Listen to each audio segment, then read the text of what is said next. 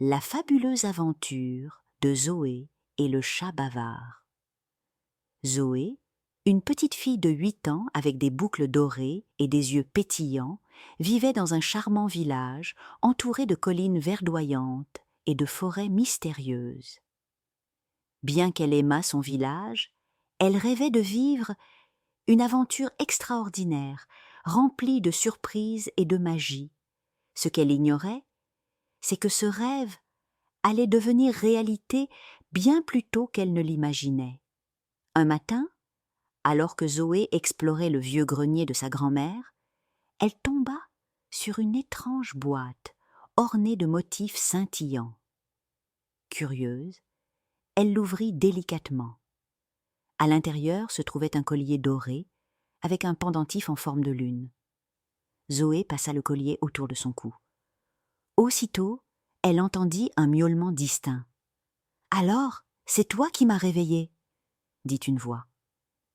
Zoé sursauta et regarda autour d'elle. « Qui parle ?» demanda-t-elle. Un chat noir, aux yeux verts étincelants, sautait gracieusement d'une vieille étagère. Il inclina légèrement la tête et répondit « Moi, bien sûr, je suis Balthazar, le chat bavard. Ce collier que tu portes est magique. Il te permet de comprendre les animaux. » Zoé n'en croyait pas ses oreilles. Un chat qui parle? C'était incroyable. Mais avant qu'elle ne puisse poser plus de questions, Balthazar ajouta « Je sens une grande aventure qui nous attend. Prépare-toi, Zoé, car nous devons partir maintenant. » Avec un bond agile, Balthazar guida Zoé jusqu'à la forêt mystérieuse située à la lisière du village. La forêt, habituellement sombre, brillait ce jour-là de 1000 feux. Les arbres avaient des feuilles dorées et le sol était couvert de fleurs phosphorescentes. « Où allons-nous » demanda Zoé. « Trouver l'arbre aux rêves, bien sûr. Il accorde un souhait à ceux qui le trouvent. Mais attention, son gardien, le hibou grincheux, n'est pas facile à convaincre, » répondit Balthazar. En chemin, ils rencontrèrent une ribambelle de personnages surprenants. Une grenouille qui jouait du violon, une souris acrobate, et même une famille de hérissons jongleurs. Chaque rencontre était une explosion de rire et de magie. Alors qu'ils atteignaient une clairière, le ciel s'assombrit soudain. Une pluie d'étoiles filantes commença à tomber.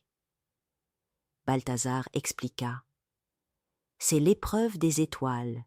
Si tu veux continuer, tu dois attraper une étoile avec ton courage et ton cœur. » Zoé tendit les mains, mais les étoiles filantes allaient trop vite.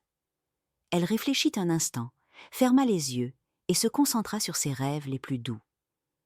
Une lumière douce s'approcha alors d'elle et se posa dans sa paume. Elle avait réussi. Balthazar hocha la tête avec fierté. « Bien joué, Zoé. » Finalement, ils atteignirent l'arbre aux rêves, un arbre immense aux branches scintillantes.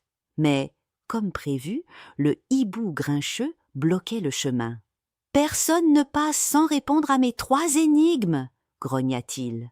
Zoé réfléchit intensément aux énigmes, avec l'aide malicieuse de Balthazar. Grâce à leur esprit d'équipe, ils réussirent à résoudre chaque énigme.